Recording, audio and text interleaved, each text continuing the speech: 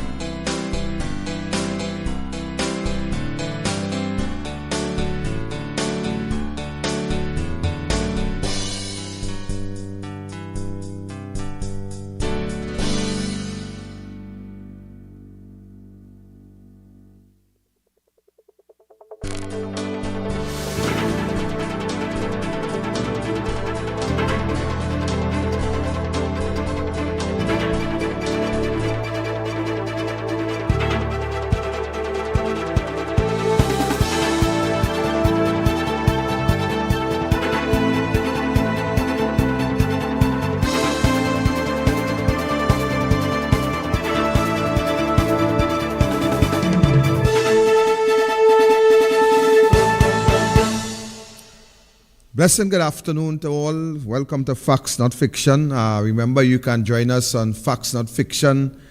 You could also go to our YouTube page, Archie. Correct. You could also go to the same link will apply. Yeah. Right, so you could join us on YouTube.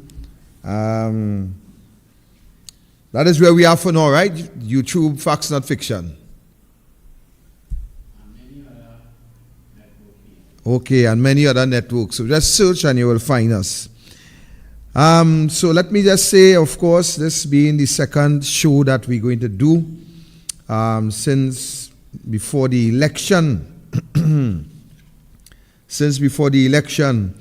Let me just say that very soon I will be getting back into the subject matter of leadership.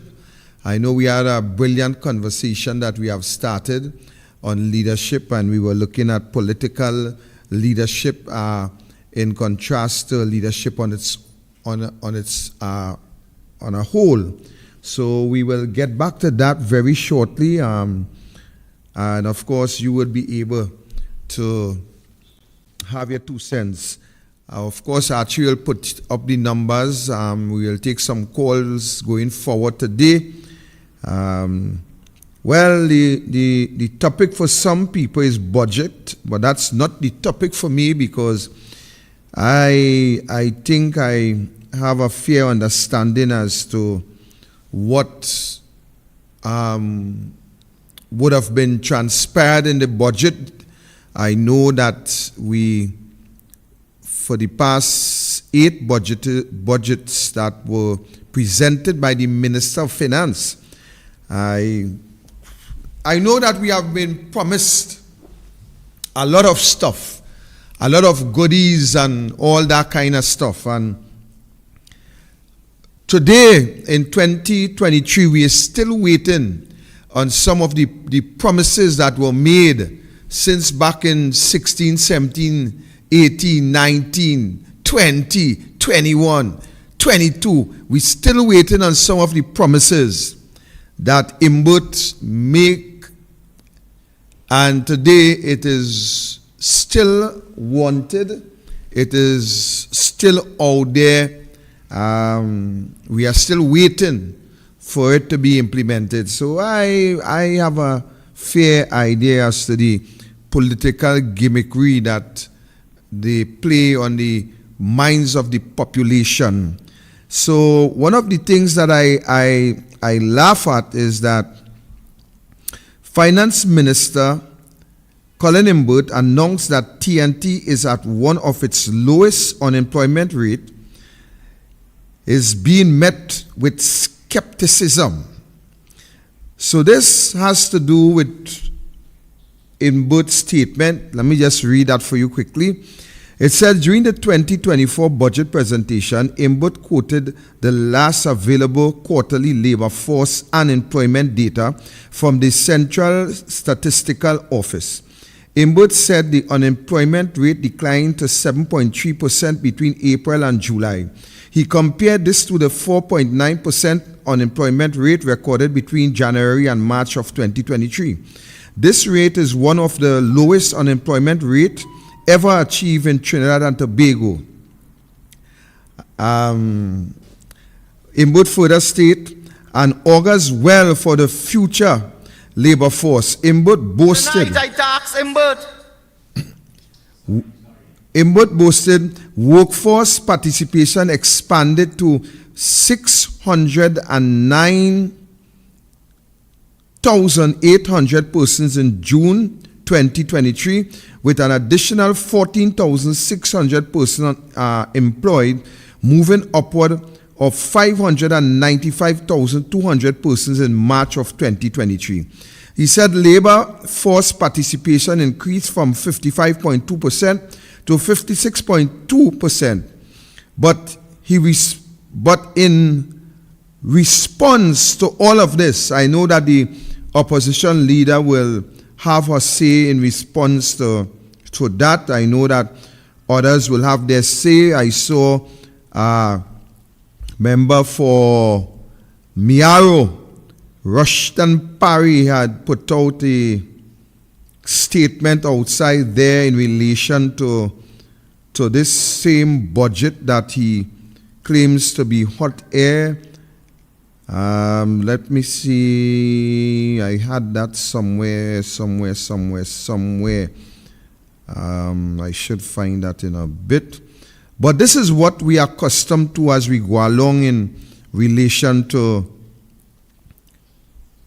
budget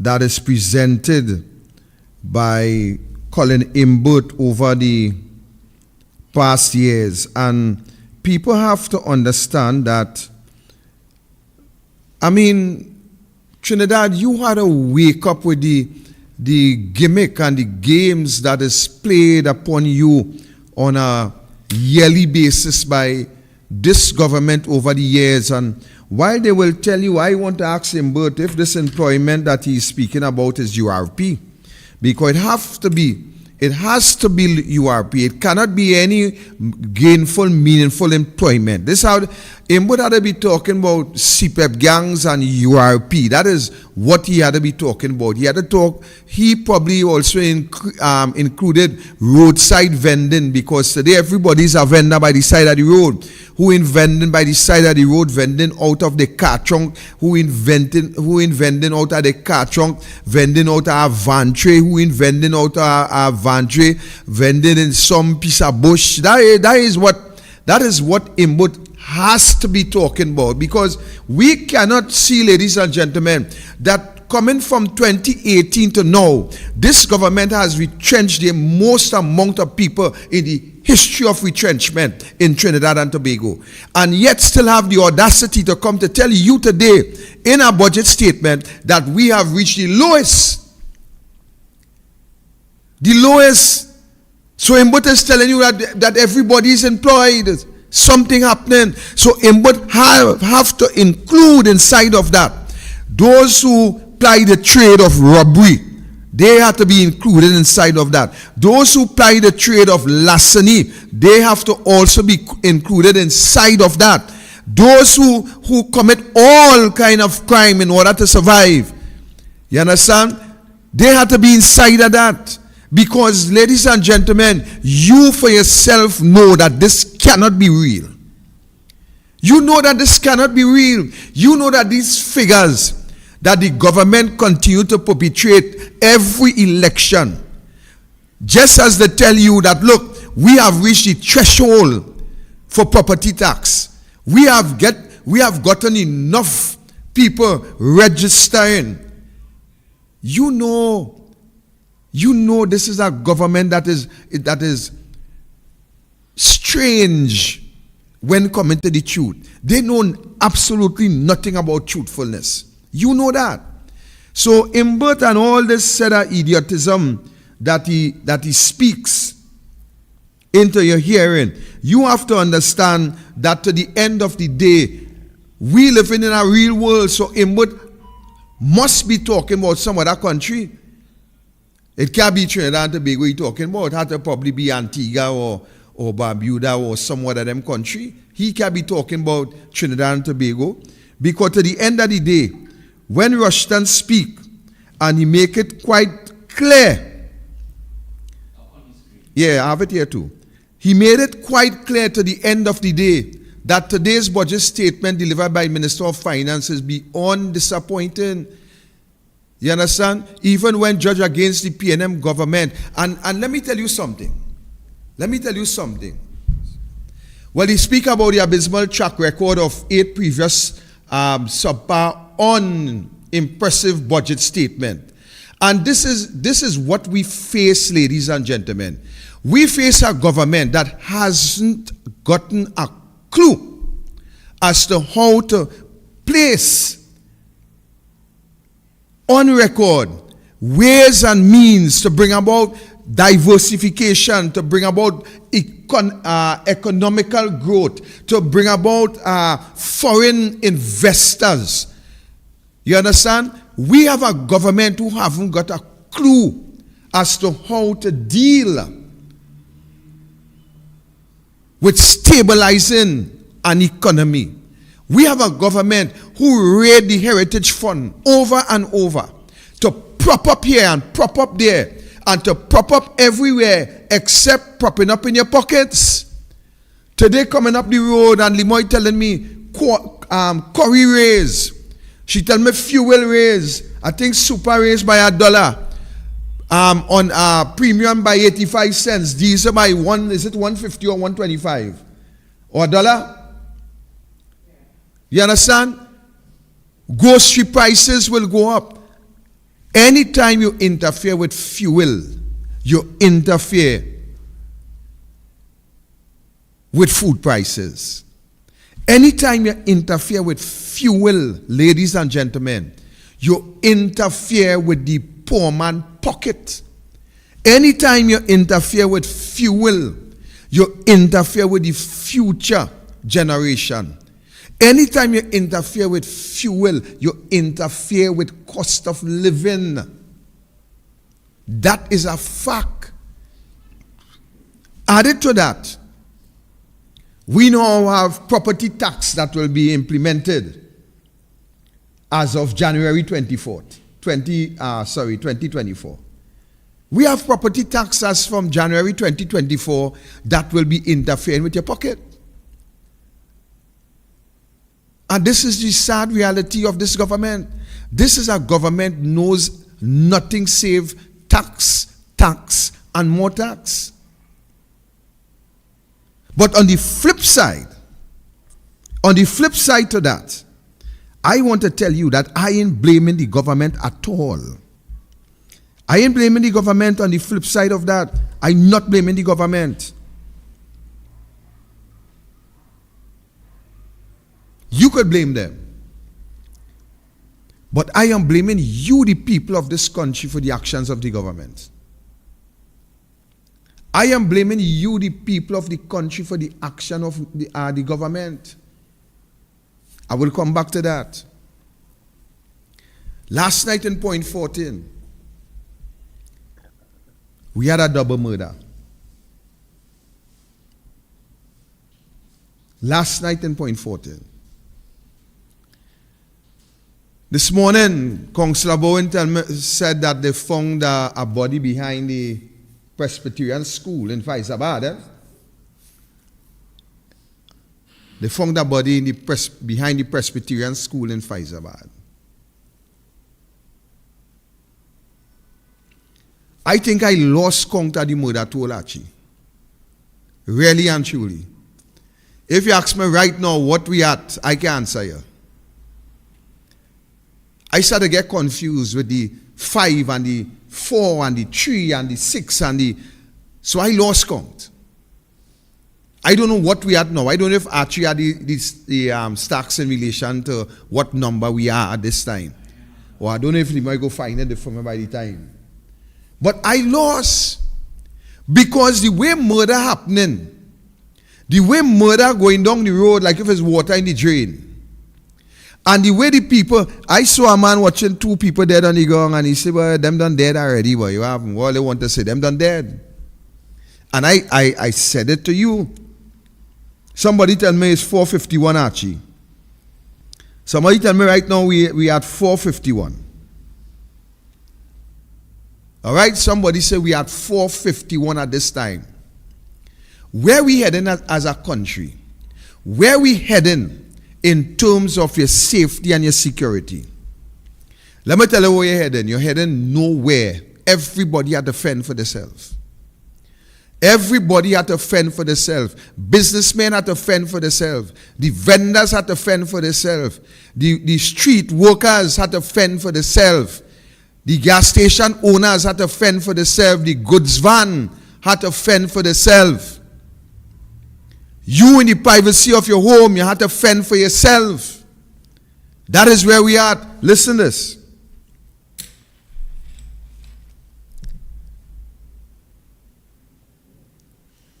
A source from the police service tell me that they did not have promotion for a while. He said they had promotion since 2009.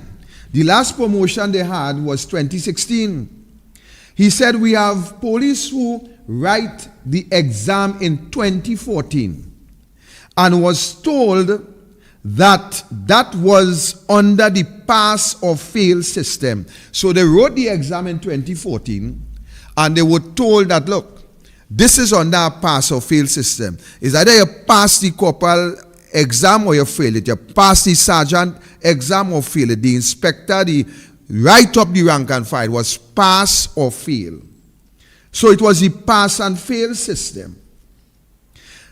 The officer said after that, they implemented the mark system, which now deal with grades.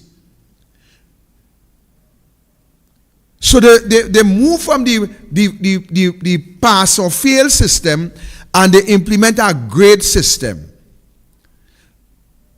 So the higher marks you get is better your grade will be. So we stop from pass and fail and we go on to marks and grade. But listen this. Listen this. So he said there is a set of police officers who is waiting for promotion under the pass or fail system. That was from 2014. So a whole batch of police waiting for promotion under that pass or fail system. But while they did not, but what they did now is to mix the pass and fail system with the grade system. So they take the batch of police officers who pass and fail and throw them in the mix with those police officers who wrote the exam under a mark and grade system. So the higher your marks is better your grade. So what they eventually did and what they experiencing now is that when you mix the police officers from pass and fail into this mark and grade system, you put the whole bunch of police officers who pass the exam not only at a disadvantage, but you throw them in the wilderness. Because what will eventually happen is that the grade system will take precedent over those who pass and fail. Because when you take the pass and fail and you throw them inside of that mix, these other officers who did the exam under the grade system, and the grade tall like a tall boots, high like the northern range, what you're going to do with all them police who just sitting there under the pass and fail system? So let me tell you what happened. The police service is demoralized. The police officers reach the point that they think that they had enough of Erla Christopher, Fitzgerald Ethelbert, Dunsehead Hines, who only like, well, I think Hines supposed to be in this grade system, you know. He's supposed to be in the high grade system. I think he will do well. I think in the high grade system, I think Hines will top them off. He will top them off. Because he grades so high that he will always be sleeping in the parliament with his mouth open. I think I actually have a picture somewhere there. That is what high grades does. You see, when you study hard and your grades high, real high grades, because of the sleep that you just lose, to burn the chalice, not the chalice I mean, to burn the candle on both ends, you just have to fall asleep. And that is why I like to call Hines, you see what I mean? That is why I just call number 18 the high grade man. He grades always up there. Pray to sleep early. So you have a bunch of police officers under this idiot that we call the Minister of National Security. And another idiot we have sitting in a contractual position as a commissioner of police. Who listen to that? Who take instructions from that? Who say that we have to pray to fix the crime situation? That prayers will take care of it. We have a whole demoralized police system where police officers not going the extra mile, not going beyond the call of duty, not going anywhere. A matter of fact, a sergeant partner tell me the other day, he say, right now police officers refusing to drive police vehicles. Because if you really get down to seriousness, half of them police vehicles deserve more ticket than the average citizen with a derelict vehicle driving up and down the road. But that is where we are. That is where we are, ladies and gentlemen. So all these police officers who waiting for promotion, they are at the point, even though they pass the exam under pass and fail, they cannot be elevated because there is other officers who come under this grade system, who grades is up there. Who grades is up there.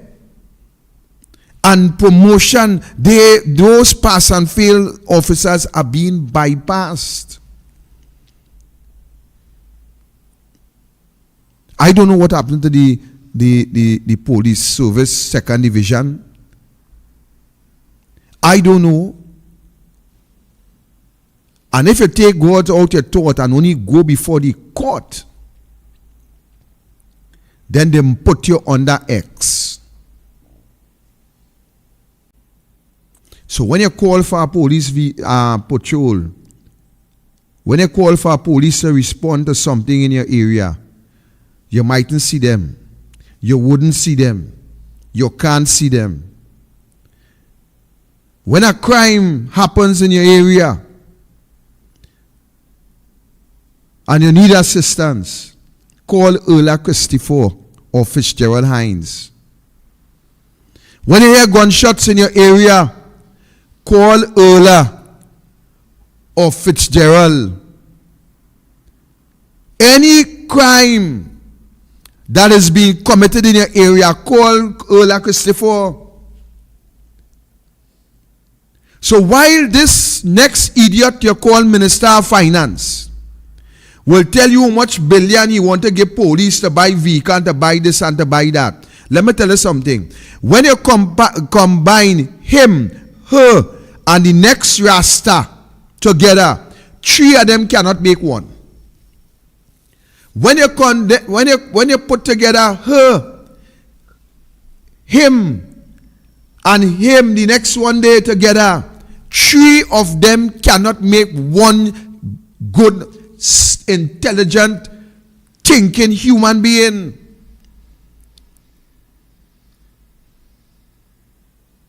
That is what we face with. That is what you faced with. So to the end of the day, everybody had to fend for themselves. Today I passed by a school in Siparia. Well, actually 2 schools. And you would be amazed to see the conduct of these children. 1. 2. When it have a fight up the hill, and there are 1 police vehicle going up the hill, they have a next fight down to the bottom of the hill. And that same police vehicle to rush back down to the bottom of the hill. And they have a next fight in the center of the hill. And then they had 3-4 fights at the same time.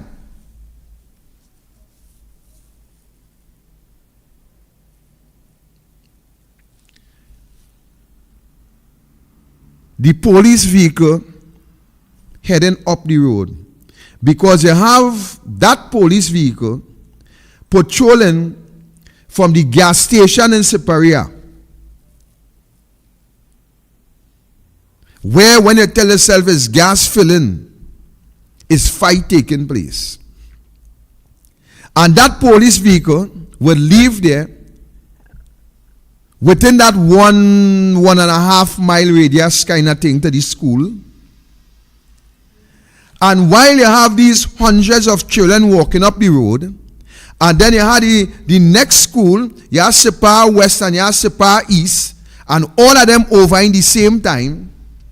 And this one in this gang, and this one from East in a gang from West, because the gang from West will give some kind of protection to the younger one down in East. Then you have those from West in charge of another gang in East. Where we going? But Victor, these school fights and things starting to look real dangerous. I see people kicking people in the head, stabbing people. I mean, the fights are getting very dangerous. Now, how you think you could link that to the government in some way? Well, let me tell you how easy the link would be made. When you have a minister of education who conducts her affairs in the way in which she does, when you have a minister of education who cannot bring to the table clear policies to protect the students and to assist the students in anger management by putting policies in place, then the failure of the students will reflect the failure of the minister and by extension the failure of the government. And Victor, these vicious fights, they do not appear to be coming from the dean on the national schools. You made any such observations? And the reason for that, my brother, is because the denominational schools have more stringent measures in terms of discipline in those institutions, unlike the government institution where it's a free-for-all. Let me draw something for you before I coming off to come back. I saw a debate on some of on social media with increasing the minimum wage to $20 and $25. And I, even though did not comment, and I want to call the name of the chat, keep it real politics. I saw a big debate there about the minimum wage. And when I look at the debate, Archie, I think I understand the level of thinking of individuals. I stopped short of just removing myself from on that chat. Because when you look at the debate, Archie, the debate is strictly on ignorance, on feeling, on ideologies, and not policies. When you raise the minimum wage as Imbut did to $20 or $20.50, whatever the case may be. When you do that, Archie, without any clear revenue policy, what would eventually happen there is that the consumers is who going to pay the price. The business sector will usher that increase down to the consumer, down to the same people who do debating, the same people who have to go in the grocery and pick up the chicken and the tomato and the ripe fig and the pawpaw and the corned beef and the sardine and the cricks. It is them who going to pay the price, because the government has not established any policy whatsoever, but just come and say, look, we raise this to $20.50. That's the end of the story. And everybody jump up, yeah, minimum wage we raised to $20.50. But they studying who going to pay it. Just like when the gas price goes up, everybody says just $1. But every time they go in the grocery now, they're complaining. Boy, I went in the grocery with $1,000 last week. And I get 22 items. I gone back with the $1,000 this week. And I get 17 items. They ain't understand why. They ain't understand why, and they will never understand. So when you have the educational system operating with fly-by-night policies, nobody's sitting down and draft proper policies in order to protect the student, to protect the teacher, and to also increase good learning. They don't have time with that. So when you doesn't put policies in place and you just make announcement, I could go home and tell Limoy tonight, look, you see tonight, Limoy, I want to eat a nice chow mein. I want a heavy chow mein fixed properly with some tomato and meatballs on the side. And I want a heavy cup of cold tea. Cold tea for me is some cold chocolate, a nice pack of stay fresh milk, sweetened with a little condensed milk, a little bitters, a little nutmeg, on the side with some spices. And that is what I call cold tea. When I tell Limoy, I want it cold tonight, she know what I mean. She know exactly what I mean. But I could go home and call for that. But if I doesn't provide that, Archie, I could only call for it, you know.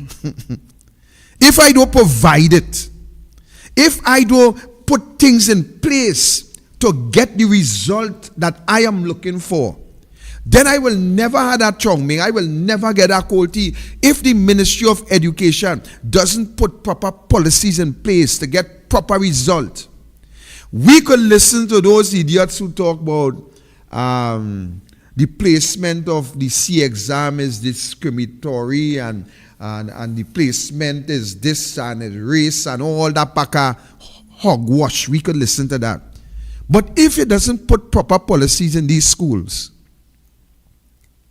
that is the result you will get.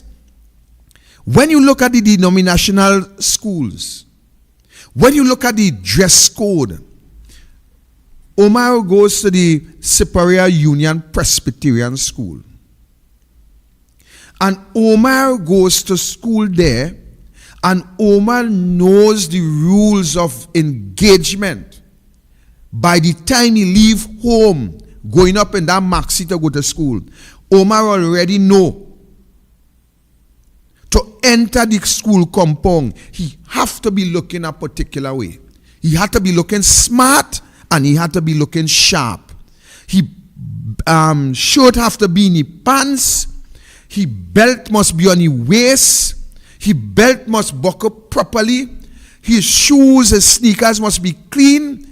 He must have the color sneakers that the schools require. He must have the proper socks on his feet. He must have his books without dog ears when time for inspection. And he must be properly well prepared to say his prayers on a morning. Enter the classroom. Give the teachers the respect that they deserve. And things will move from there. He knows that. From a tender age, he knows that. He knows that discipline is the key. He knows that discipline is not only the key, but discipline is also the strap when he reach home by me. He knows that. He knows how to conduct himself. He knows to say good morning. He knows to say yes, sir. He knows to say yes, miss. He knows to say thank you, miss. He knows to write down his homework. He knows to come home and play for 10, 15 minutes and then find himself with the homework book and start to get the job done. He knows that. So policy is the key to what is happening in these government schools. I often tell, I have Joshua going to Superior West. I have Shinil, My last daughter going to convent, Point 14 convent. And I often tell Joshua, I said, Josh, stay out of their way. Stay out of their way, Joshua. When school over, Joshua looked for a vehicle to head home. Joshua ain't going down by the side of the road and line with no bunch and with no crew. Joshua know his crew is the brothers and his sisters. That is Joshua crew. Joshua know to find himself home. Joshua know he go to school for a purpose. And you go to school to make the best of what is available to you.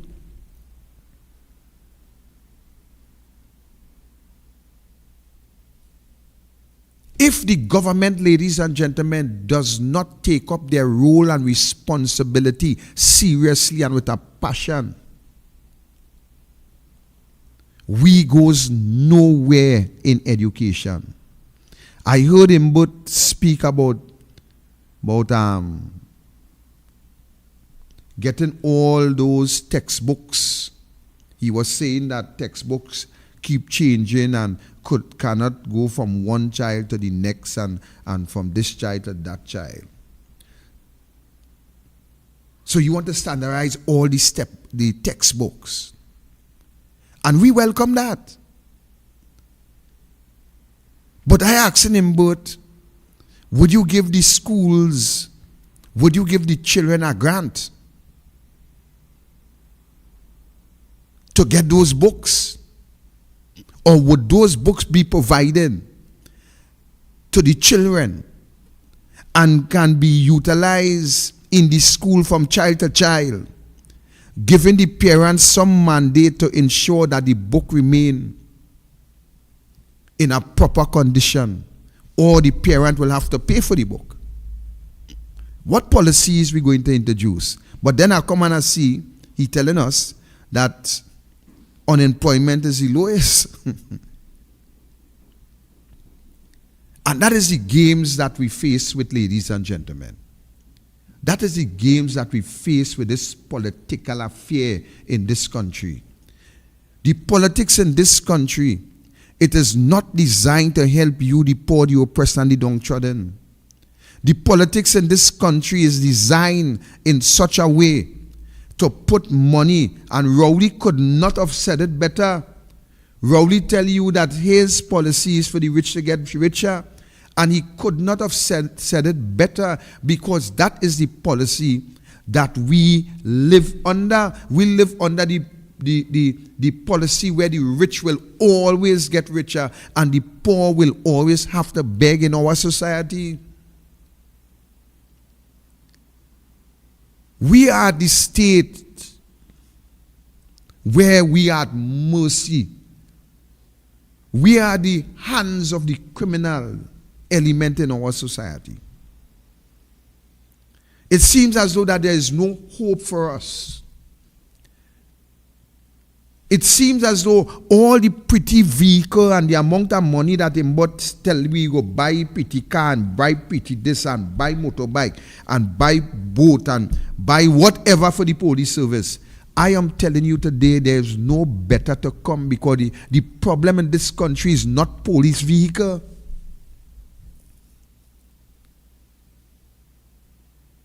Police vehicle is not the problem, ladies and gentlemen. All I believe that is the problem.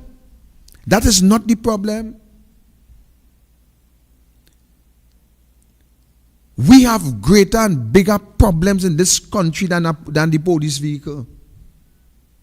We have children who go into school without a meal when the morning comes. Let me make it real.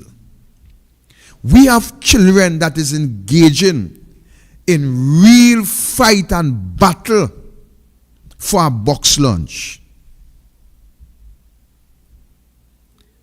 We have children that the $20 and $10 is being taken away by bigger children. And the reason that they take it away, they will go by the canteen and get something to eat. In other words, we have children going to school hungry in this country. We have parents who cannot provide a meal for their children. You think police vehicles is the number one problem? We have parents who do not have a job.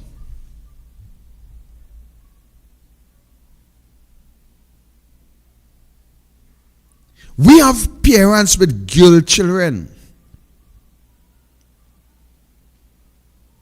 who, when they reach that age, who have to look for their personal items.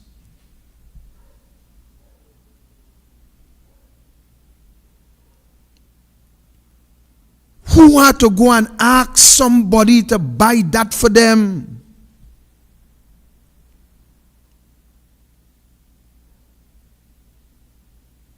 All you know how real this thing is? Last week,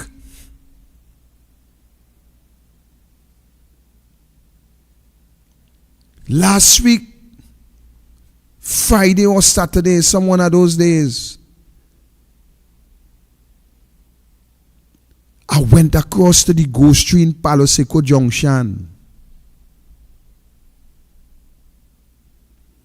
And when I went across to the grocery store,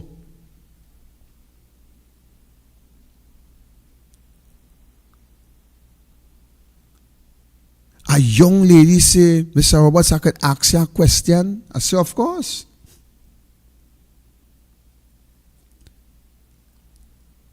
I don't know if you could buy something for me.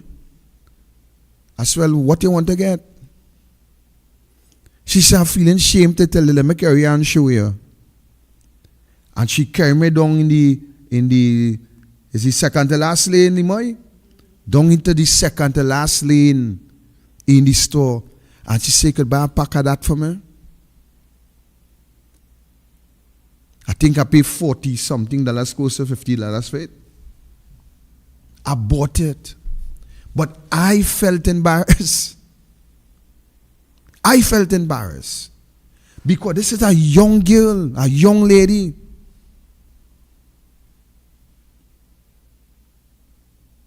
And this is some of the things that we're facing out in the real world. Not the cosmetic world where everybody believes everything is all right. We're facing real reality.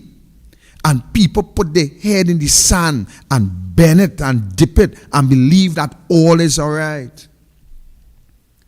Police vehicle is not the number one problem. You know why criminals is on the rampage? You know why nearly every little community you go in, you're finding a group, a little petty thief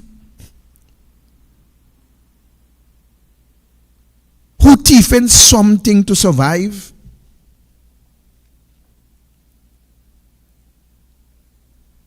A man walking the grocery and he take up a pack of quicks. He said, "Oh, I have to lock my boy, I'm hungry," and start to eat it one time. He said, "Lock me up before I have to lock me up, but I ain't going on there. I'm hungry." And open the pack of the people quicks and start to eat it. Stand up right there and start to eat it.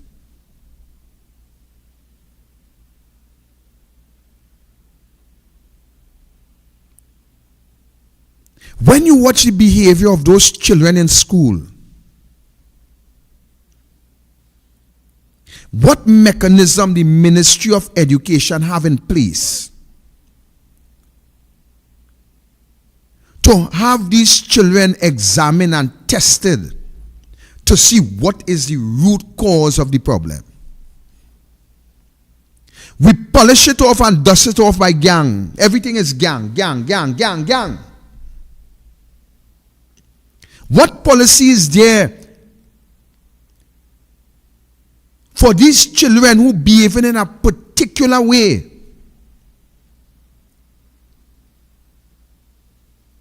to have these children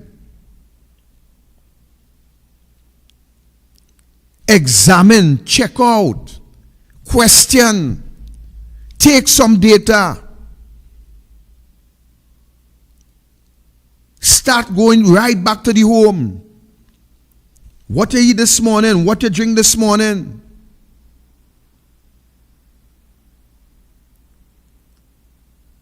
There is a cause for every problem that exists, as well as there is a solution to treat the problem.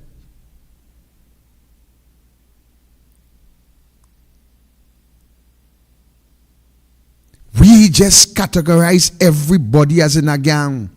We have children who retaliating. They just retaliating. They are not the aggressors, but they're retaliating because they believe they have been bullied long enough. So we just can't put everybody in the same barrel. I telling Limoy, I said, Limoy, the ministry will wait until a student kill the next one before they intervene.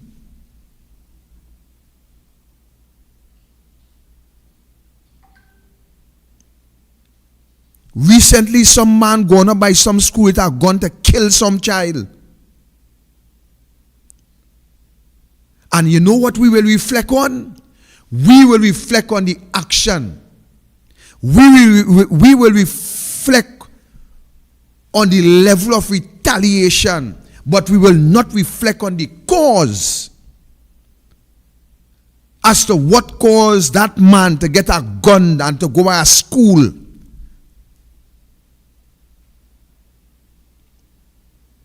But you know what we'll say? Big man like that, what a child could do to warrant that man to get a gun and go there. Like all the dumb, blind, deaf, and can't see some of the videos that Archie just put up with what and how children does be advantage. I'm not condoning the result of the parent, you know. I ain't saying you right, you know. But I'm saying we focus on the wrong thing. We will focus all kind of papers, all kind of comment on social media. What our child could do, that man this, they should lose him in, all kind of thing we could see on social media. You know why? Because it's not your child that experienced some of the things that Archie just put up on this platform for you to see. And when it happened, you know what they say? Boy, if that was my child, if that was my child, that is all you say. But none of us getting up and going by the Ministry of Education and telling Gaspy Dolly, look, we not taking any more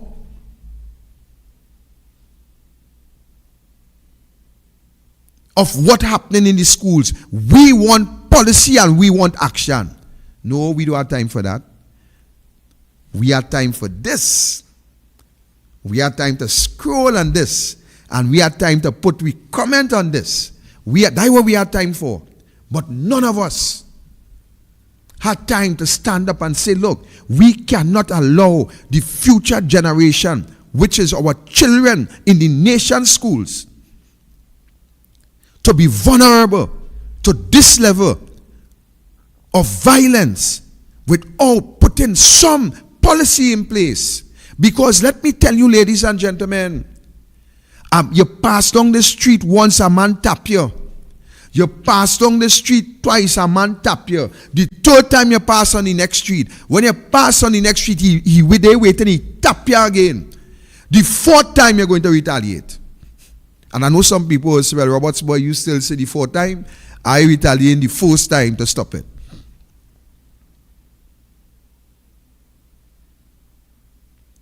Many times we had to stop and rescue children. And you have to be careful how you're rescuing them children too, because if you ain't careful, Archie, you're going to end up under attack. Don't play mad and see the beating a child and just go and push and pull, and because you're going to be under attack, the children attacking you too. You better go with a nice, clear understanding that you have to scream, hey, all the killing the child, hey, oh God, you have to beg. Victor, do you ever worry about your children, Omar and Joshua them? Do you ever worry about them in school and worry about having to send them to school? Archie, all my guts are talking out here is for the ministry to do something to protect Joshua and Omar too, you know. It's not just them people trying I talking about, you know. I'm talking about minds, because Archie, let me tell you something. I sit down here a day with you and you put on where they was beating this child. I think it was Pfizer. Well, you notice I'm not putting up the fights. Yeah. And I'm going to tell you why I'm not putting up the fights. The fights are so violent that if I put it up, we will get strike from the Facebook police and we will get strike from YouTube. That is how bad these fights are.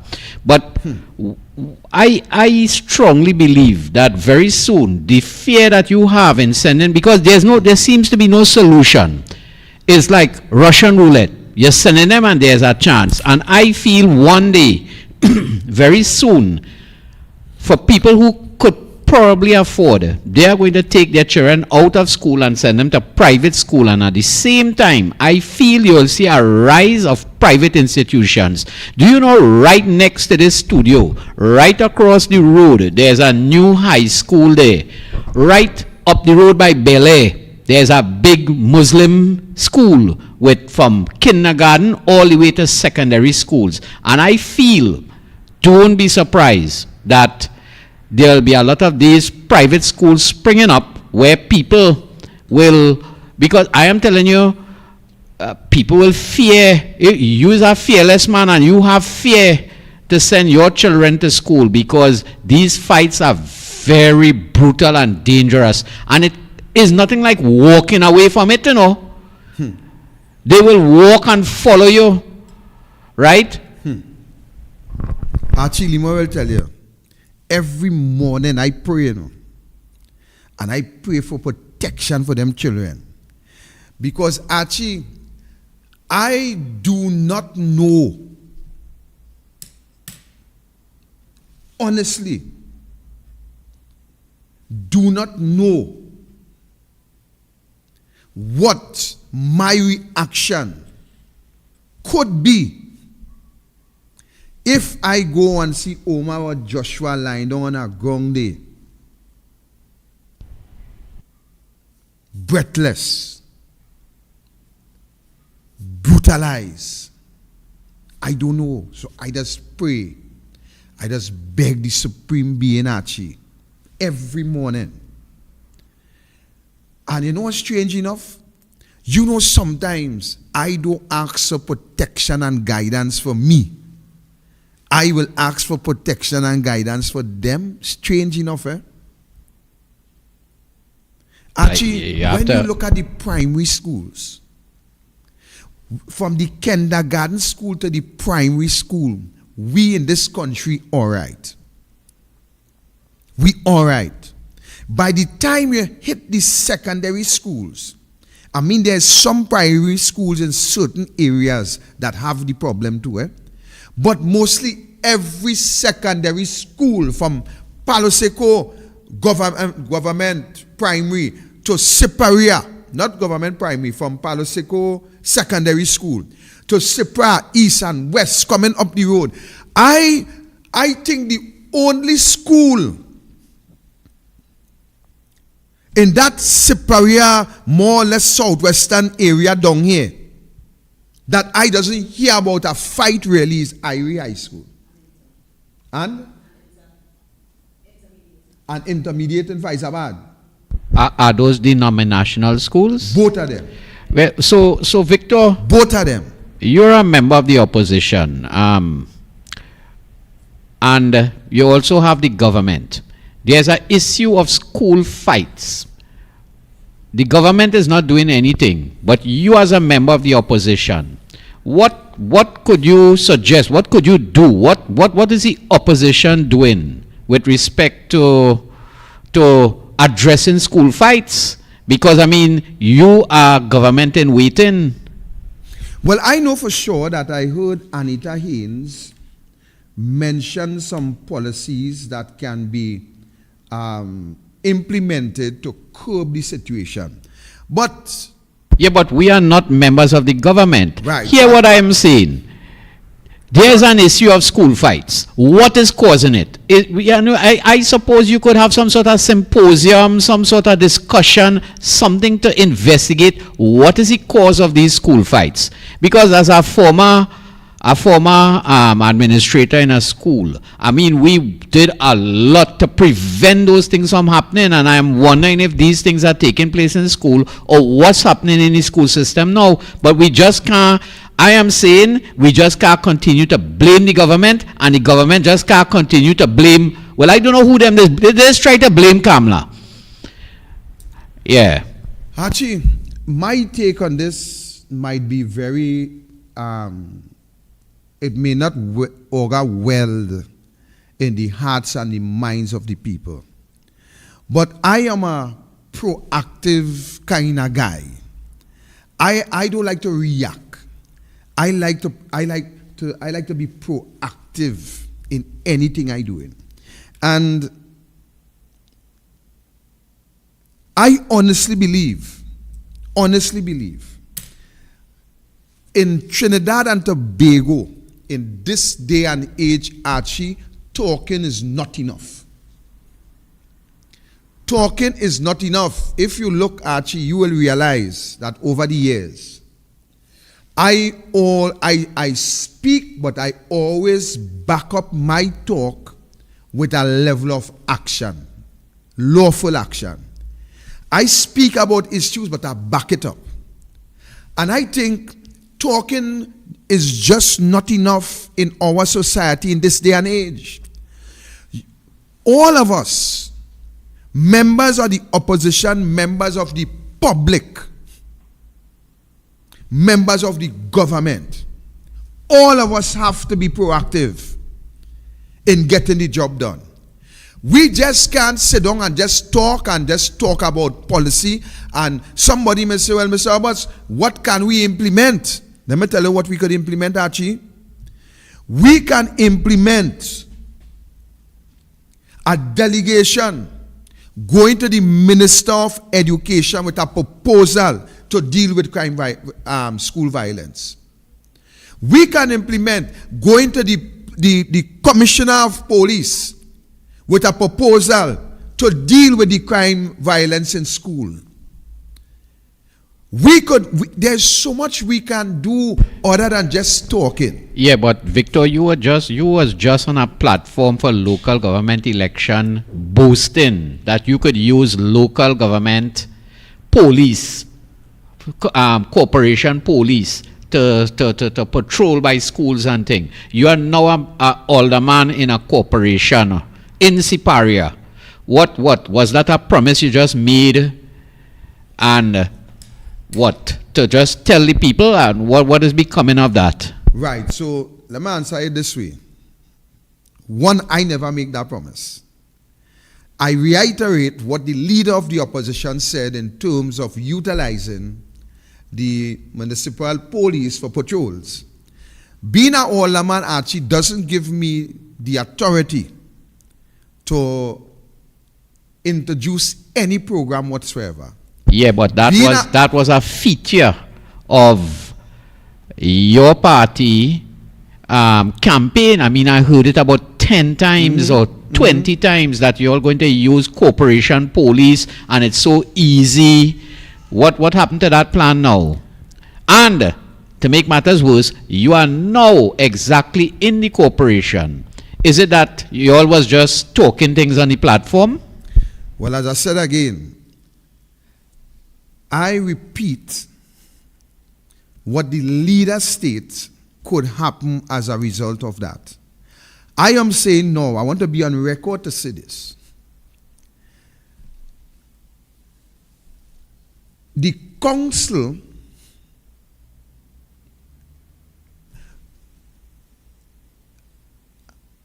we have some protocols to follow in the council. We have some standing orders, what we can do and what we cannot do.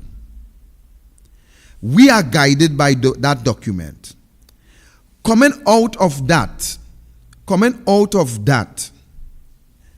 I am saying, I am not sure, Archie, as to what leverage the council have to implement something as to give the municipal police that mandate to patrol schools. Okay, I understand you there now. Right? So maybe on your platform you were saying that could happen, but maybe it is the TTPS or the government to implement it, because what you're trying to tell me is your standing orders doesn't allow you to do it. Right.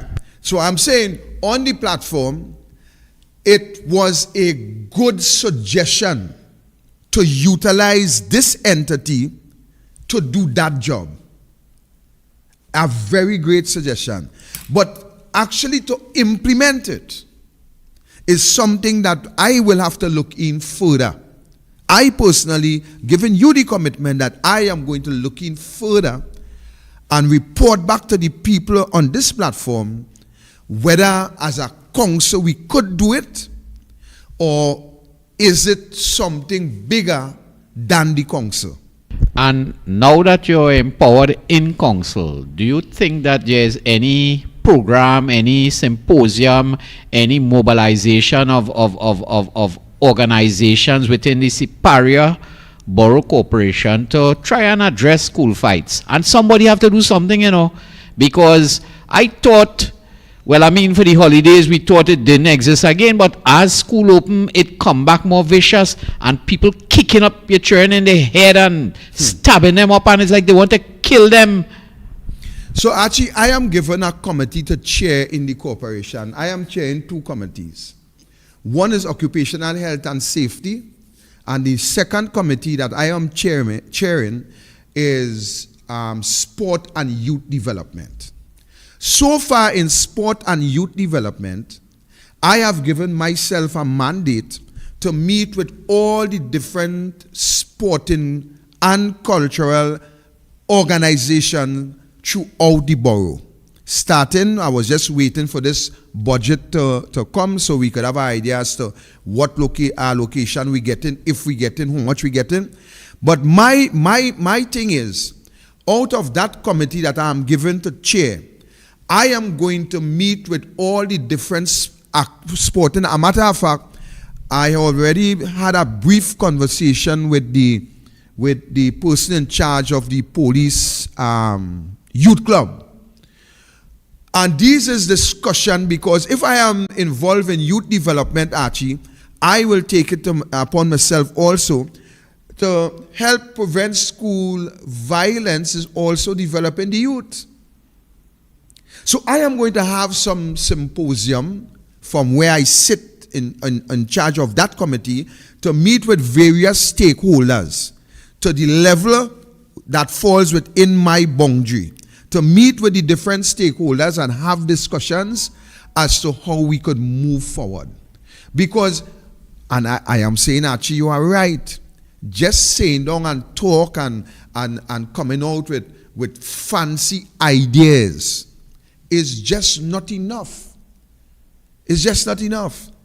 We must be able to be in a position that when you ask me that question, I must be able to be in a position to say, well, actually, I had discussions with the head of the municipal police in Superior, and what he said to me is that we cannot give them instructions. What we can do is to write to the commissioner of police and ask the commissioner of police to utilize so by so. So I'm saying this is a work in progress, and this is a very healthy conversation. So I am glad that you raise it, and I am also glad that you make it quite clear. was a good platform talk, but after the platform, then what? And that is what I am going to look into. I am going to look into the then what, because I'm saying we just cannot sit down. Yes, and I'm saying this with the backdrop of this less than 30% of people voting, right? How do we get people to increase their votes? And more specifically, us in the opposition.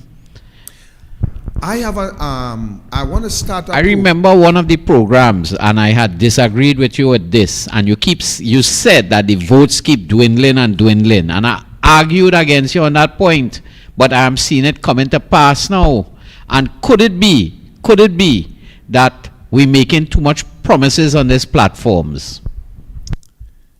I will tell you something, Arch, and I will tell you something now. That is a subject matter that I am going to be getting into very, very soon. And I have some statistics on figures that we will discuss. Let me just see if I just find something very, very brief and quick here to share with you. I think I have that somewhere right here. And that is a subject for another discussion, because that's a big discussion that we will get into. I mean, it's a technical discussion. It's a discussion that might mash and pinch the nerves of individuals, but mashing and pinching nerves is nothing strange to me, Archie, and it's something that in politics will reoccur as time goes on. All right, well, I'll be opening up the lines shortly. Yeah. So we will get into that topic, because I want to get back. We had started a leadership topic right on this program, actually, some months ago, and I want to rekindle that topic as we go forward. But to stick on this topic, yeah, you could put the numbers up. To stick on this topic, something has to be done with what is happening in our nation schools. And I'm saying it is a holistic effort. It is just not one thing that causing the problem. There's a number of issues that causing the problem, and we have to get down to it, actually. Starting with the children unable to have a meal from the morning. And actually, let me tell you this, I think big people know that when you're hungry, I don't know, I mean, from a medical standpoint, it causes all kind of problem. And I have seen one of the problem that face people when they're hungry is, for some reason, everything trip them off. The slightest thing you tell them get them very, very angry. So we have to look into this. The ministry, Gaspidoli, the Ministry of Education, have to get involved and stop passing the blame down with all this idiotic talk about gang and school and all that sort of dotations that Gaspidoli and all of them that talk, and get down to the bottom in really putting some measures to rectify the problem. Because I am telling you, somebody's child will lose their life. And the response of the parent may not be the response that we would look for, because once the shoe is not on our foot or on our feet, we will never know the level of squeeze that the toes is feeling. So we just only talk when the situation does not affect us. We have, boy, I know how you feel, but you could never know how the person feel. I know it's hard to lose someone to violence, but I know how you feel, fooling yourself. You could never know how you feel. Actually, I remember a man get shot down by us, was hunting, and the partner shoot him by mistake and thing, and everybody, you understand? I went and looked for him some years ago. And he said, Victor, boy, you ain't know how I feel, nah? And I said, boy, I feel I could understand how you feel. But let me tell you something. You know when I know how we feel, actually? When I get shot in 2016. Then I know how we feel. Before, I could only try to imagine how he feel when he gets shot. But I now know how it feel. And I only know that when I get shot in 2016. So when somebody child you lose their life, God forgive, every parent go come on social media and say, I know how it feel, but you know you can't take the law into your hand. I know how it feel, but you have to forgive. I know how it feel, but you shouldn't do that. You know how it feel, so you shouldn't react. All that we go know how it feel and how it feel. But you know what we ain't feeling? We ain't feeling the feeling to do something to prevent it from happening. We ain't feeling that feeling at all. And that is the feeling that we need to feel. And until we feel that, is until we will go down that road. The number to call is 3735488. You could place your calls. We will take your calls. We will wrap up in about the next 15 minutes, around 8 o'clock. So feel free to call whenever you wish. We will take your calls as we're moving forward. So we have to do something, ladies and gentlemen. We have to do something to protect the youth. We have to do something to protect ourselves. To protect yourself is also to protect your family. To protect yourself is also to protect your children. To protect yourself is to ensure that we have people competent in positions that will bring policies to protect us. And that is what we cannot find. That is what we cannot see. We looking from the inception, and everything just keeps showing signs of what? Deterioration. Everything just keep deteriorating, going down the road, and we just getting accustomed and bringing ourselves to live with what's happening and to make ourselves comfortable. Welcome, caller.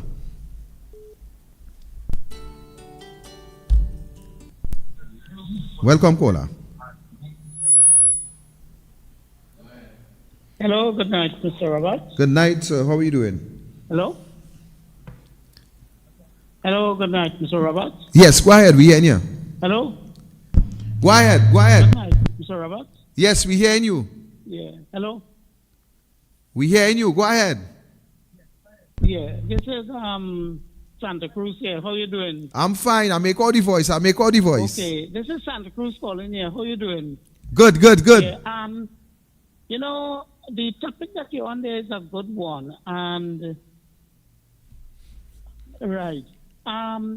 You know, the people, yes, we have to do something, but you don't think the government should be at least making the first step, which I not seeing they doing at all. Correct. So I think this is what happened, and they had to make the first step. We can join in after, you know. Mm-hmm. I could be wrong what you're saying here, but I want to believe they're the ones supposed to start it.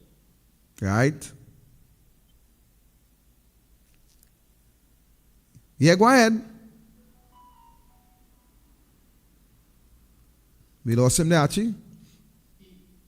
Yeah, so let's hope that at least they make that step and at least, you know, the public will join in after, because the fight's getting out of hand too much.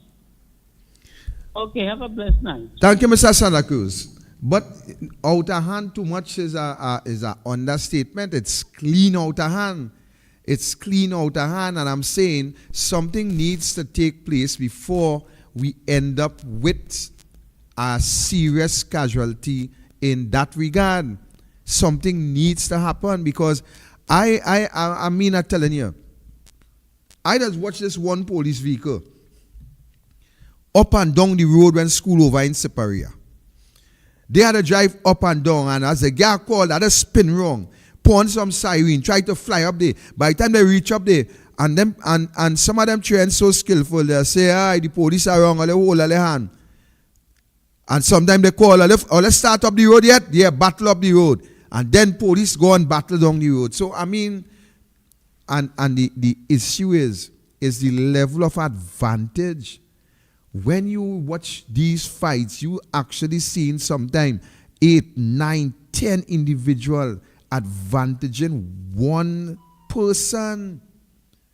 One person kicked up. I see the beat a young lady merciless the other day. You understand? I saw some parent beating a school child the other day. And everybody on Facebook condemned that parent. Everybody. I think I saw a comment where somebody asked, well, what will make her do something like that? I think I see that comment. I just seen it shall be my child and she shall this and that and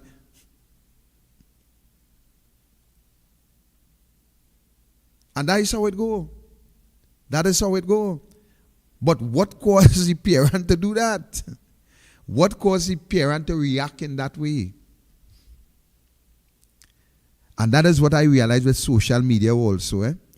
Many people on social media speak without any drop of facts. No facts.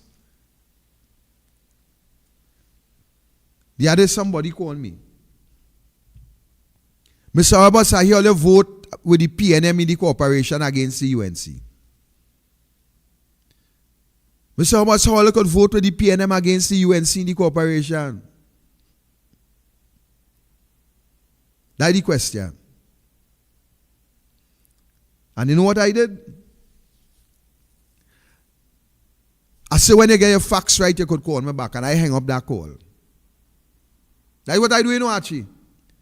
I said, when you get your facts right, you could call me back. Because here the call. Hello, good day. Mr. Roberts speaking. How will you could go and vote with the PNM against the UNC, boy? I said, boss man, when you get your facts right, you could call me back. And I cut off that call. And I leave he day. Because you see, you ain't ask me a question, you know. Well, yes, I'm going to take back that. You ask me a question. But you ask me a question with no facts in it. You just ask something that you hear. And you ask it with the authority that if that is what you know. So if you call me and say, Mr. Roberts, I hear something, but I know how true it is. I hear so. Then I would answer that question. Then I would answer that question. But since you don't have a story and you feel that is what the story is, then you go with that because me obligated to answer you. Me obligated to answer you. That is what you feel happen, then you remain feeling so. But if you want to ask me what happened, then I will answer you. And don't call to try to ask me now because I'm not answering it on this platform neither. But the same way you call, you could call back on my phone and I go answer you. Because I is not the kind of man who believe that I will bring my towel, my sheet, my boxers, my pillow, my bed sheet, and everything in the public domain. I could deal with things other than that. So you could call me back when you have time on my phone, after the program or any other time, and rephrase your question, and I will give some clarity. So you go understand not to believe dotishness when you hear people talk by the side of the road. Don't believe that. Ask me. Integrity is what I just work with. Nobody could get me to compromise my integrity. Nobody. Let me repeat that. Nobody could get me to compromise my integrity. Write down that. Put it on a plaque. That is what I stand for.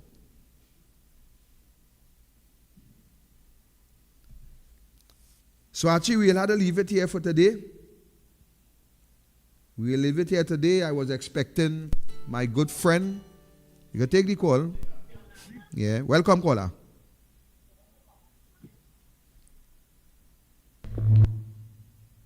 Go ahead, caller.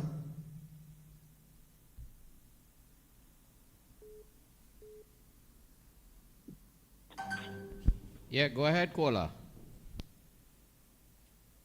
Hello? Go ahead, caller, we hearing you. Hello? Sadaroti, go ahead. Sahina, go ahead, we hearing you. Hello, hello, hello?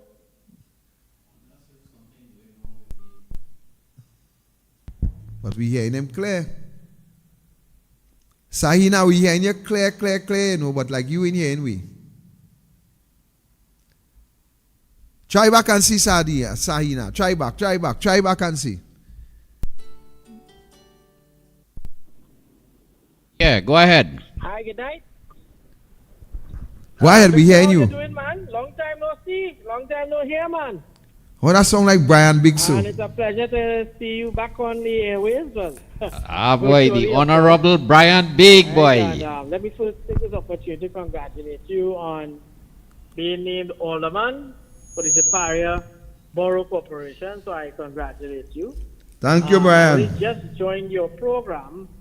So unfortunately, I'm not certain as to what you would have spoken on. Right? But I'm sure it would have been on the budget. So, Well, if I may give my own view on this budget. Go ahead. This budget, I think, is not a people's budget. It's been a rehash of things that we saw in the 2023 budget, the 2022 budget, the 2021 budget. There's a lot of just reset things. I'll give you an example. Right? We saw in the budget where the Minister of Finance made mention of the MAPA Fund. Mm-hmm. I find it very strange that he talks about the MAPA Fund in 2023 to 2024 budget presentation. The MAPA Fund falls within the constituency of Komoto Manzanilla. And that was mentioned by the MP, Dr. Rai Rakir, that the MAPA Fund, which has nothing has been happening there, is underutilized, undermanaged by this current administration. I can tell you that during the period of the People's Partnership between 2010 and 2015, the MAPA Fund was used to do grafting, budding.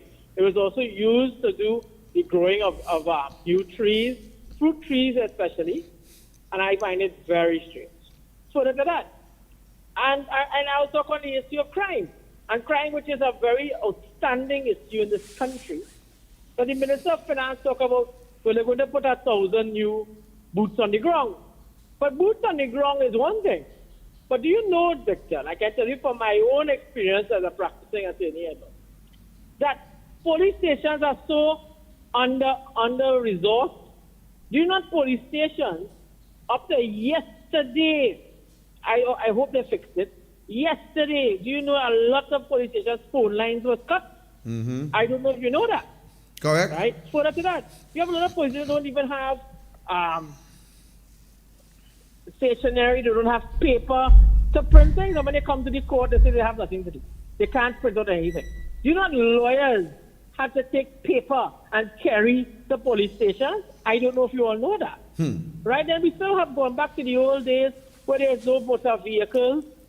And in 2023, no motor vehicles in a police station. I don't know if we have to get bicycles for them or we had to get a rickshaw for the police to come. And because of that, we have an upsurge in crime. So this budget has totally missed the mark for the poor people. Pensioners have gotten nothing. Widows and orphans have gotten nothing. Right? This whole thing with raising the minimum wage by $3. When has been recommended, not only by the leader of the opposition, but all financial minds, they should have gone to at least $25 to $30 a day. At $3, which has been increased, what could $3 get you, Victor? $3 can't even buy you a double. Do you know that? $3 can't even buy you a 20-ounce soft drink. So this government, again, has missed the mark. It has missed everything. I know on Friday the leader will be responding. All I will tell everyone is that opposition members have been well prepared. We will be jamming, and we will be jamming hard. Because we have come in to show this country that this government does not care about nobody, never will care about anyone, is uncaring. I want to say a pleasant good night again to you, and congratulations, my friend. Well done. Thank you, Brian.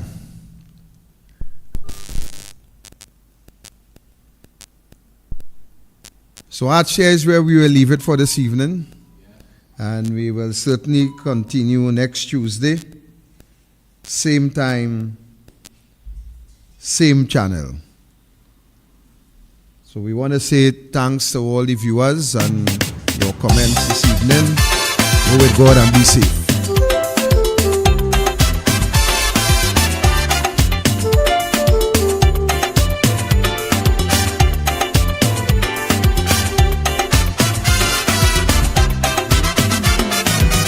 Anytime you bounce up a racist and you hear them running them out, it have a whole set of people don't care what they talking about. A racist is someone living happy